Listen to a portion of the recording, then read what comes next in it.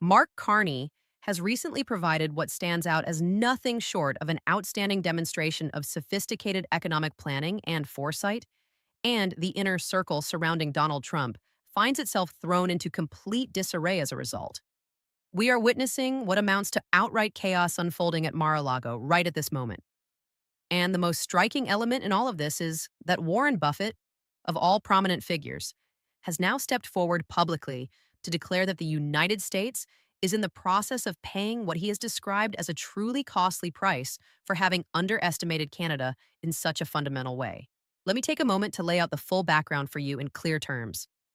Over the course of the past several months, Trump has consistently issued strong warnings directed at Canada regarding the potential imposition of tariffs reaching 25% across virtually all Canadian products entering the market. He has taken to posting about these intentions online on multiple occasions. He has raised his voice to emphasize the same points during various public events.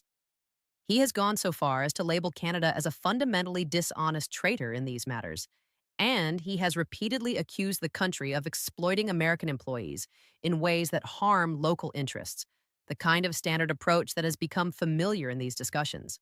Throughout this period, his team of advisors repeatedly assured him that Canada would eventually buckle under the pressure, that Mark Carney would quickly rush to the bargaining table in a position of weakness, and that Canada depended far more heavily on the United States than the United States ever needed Canada in return. They were mistaken in these assumptions. In fact, they were hugely mistaken. And the consequences of that misjudgment are now becoming increasingly evident. Here is precisely what Mark Carney managed to achieve, and it represents a genuinely clever and well-executed maneuver. Rather than simply matching the situation with retaliatory tariffs of his own, or falling into the trap of engaging directly in the kind of tactics Trump was employing, Carney chose instead to bypass the confrontation entirely and pursue a different path. During the previous 3 months, he worked discreetly, truly operating well under the radar, to establish direct trade pacts with a range of important partners, including the European Union, Japan, South Korea, Mexico, and crucially with China as the most significant addition to the mix. Trump's aides did notice certain aspects of this activity taking place, yet they chose to dismiss the developments as largely meaningless in the broader picture. They figured these steps amounted to little more than empty gestures designed to create leverage for the time when Canada would inevitably return to the negotiating table on American terms.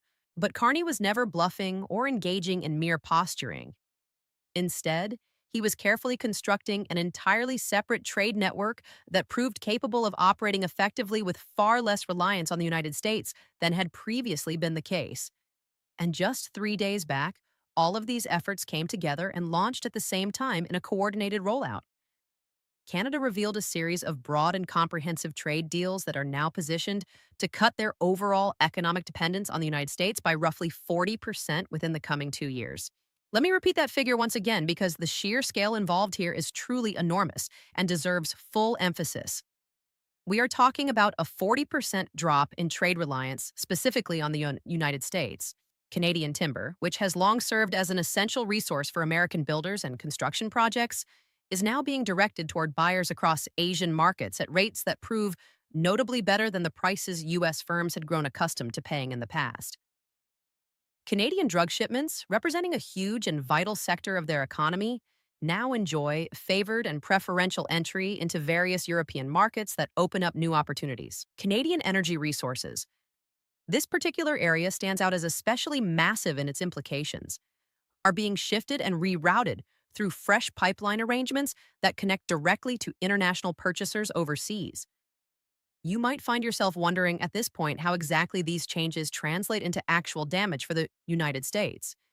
And that is a fair question that deserves a clear explanation.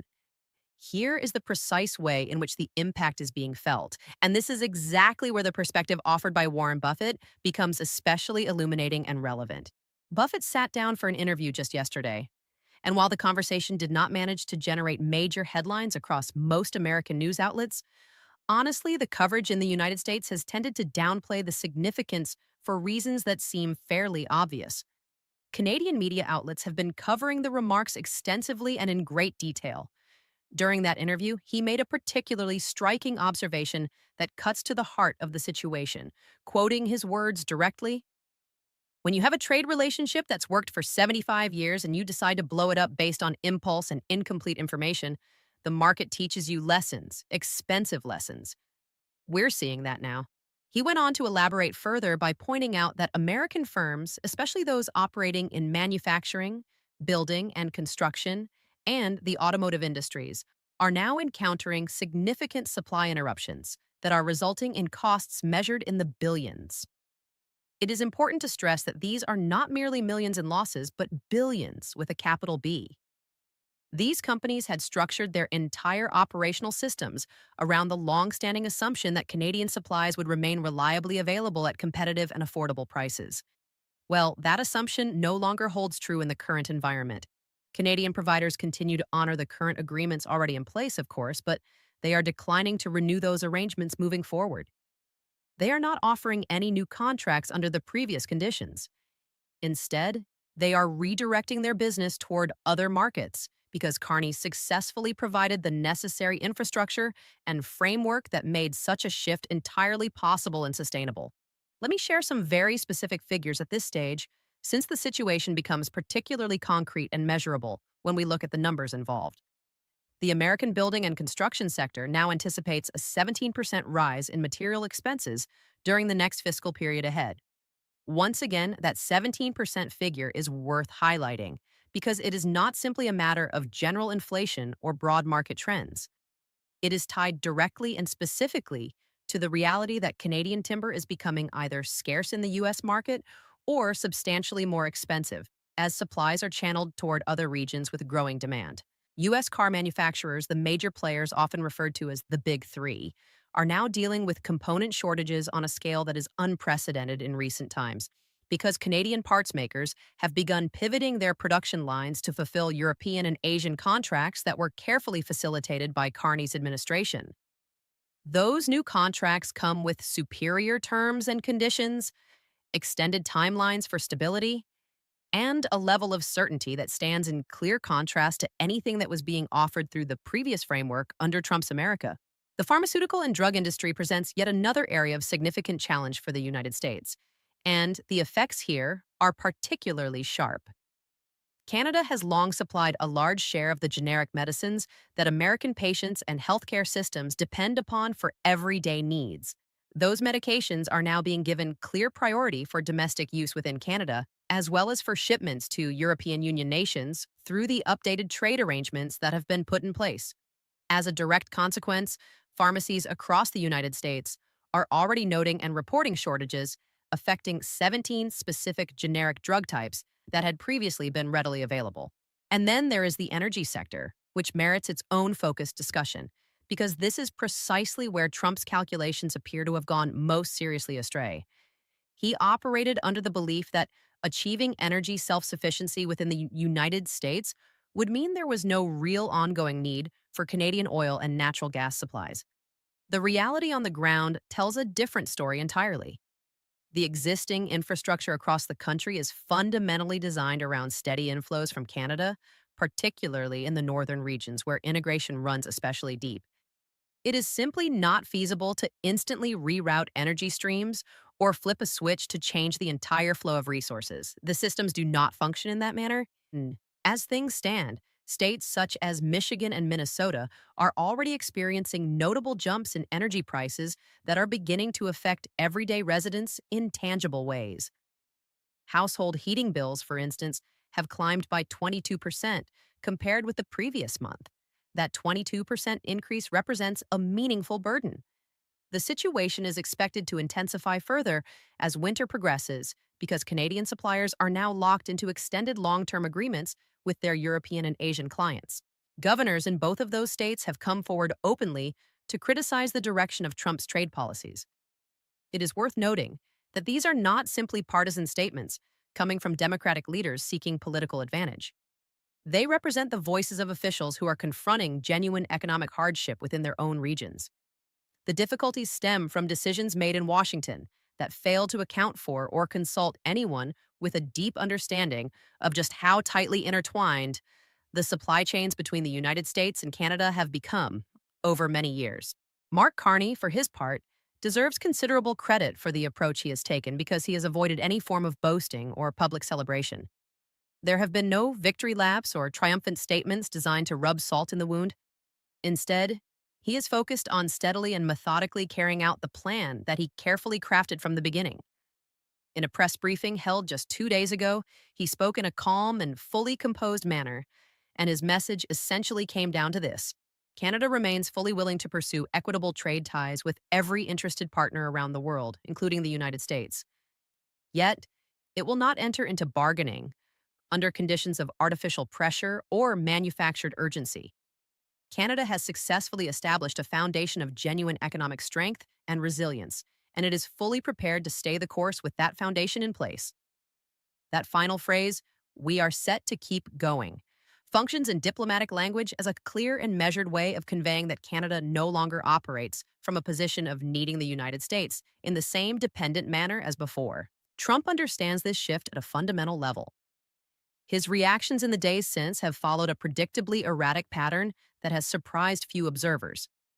At first, he attempted to minimize the entire development by posting messages suggesting that Canada was making a serious error and would soon find itself forced to return, begging for renewed terms. However, even his own economic advisors have begun warning him privately that such an outcome is increasingly unrealistic. In the next phase, he floated the possibility of imposing even steeper tariffs, only to be informed by his trade specialists that any additional duties would simply drive up costs even higher for American buyers and consumers, since the Canadian goods that continue to reach the U.S. market would become more expensive as a result. Then came a development that many found particularly revealing. Trump actively sought a direct personal call with Carney, apparently in the hope of arranging some kind of private understanding or deal behind the scenes. Carney's office responded with a carefully worded public note indicating that the Prime Minister's current calendar did not allow for such a conversation at that specific time, although official diplomatic channels would remain open and available for any formal negotiations that might be proposed. In the language of international relations, that response amounts to a courteous yet unmistakable dismissal. Everyone involved in global trade circles immediately recognized it for exactly what it was. At this stage, the remarks offered by Warren Buffett carry even greater weight and significance than might first appear. Buffett is far more than simply another wealthy individual sharing a personal opinion. He ranks among the most trusted and respected voices in the entire landscape of American commerce and investment. When someone of his stature declares that the United States is now paying a genuinely costly price for its missteps, executives across industries sit up and take notice. Financial markets register the implications, and decision-makers begin adjusting their strategies in response. Companies in the United States that have relied heavily on Canadian supplies for years have already watched their stock prices decline noticeably. We are now seeing measurable shifts in investment portfolios as funds move away from sectors that remain exposed to this ongoing trade disruption and begin flowing instead toward Canadian firms that stand to gain directly from the new partnerships being established. An emerging movement of talent is also becoming visible. Skilled professionals working in fields such as technology, engineering, and finance are carefully weighing the relative steadiness offered by Canada against the trade-related turmoil affecting the United States. And many are making decisions to relocate or redirect their careers. Accordingly, cities like Vancouver and Toronto are attracting heightened interest from American tech workers who are seeking environments that feel more stable and less vulnerable to sudden policy swings. It is important to consider the broader political implications of these developments because the story extends well beyond simple trade figures and economic statistics alone.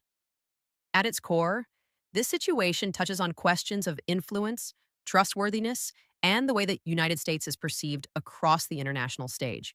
For a full 75 years, the United States has essentially held the ability to set the primary conditions governing North American commerce.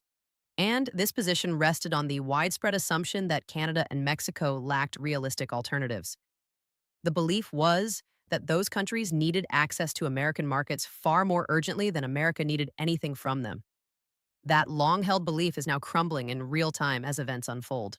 Other nations around the world are paying close attention to what is happening. They are watching as Mark Carney successfully constructs an effective trade system that meaningfully reduces dependence on the United States and they are taking careful notes on the methods and outcomes. If a country like Canada can achieve this kind of economic independence in the face of pressure from the United States, then other nations are beginning to ask what might prevent them from pursuing similar strategies.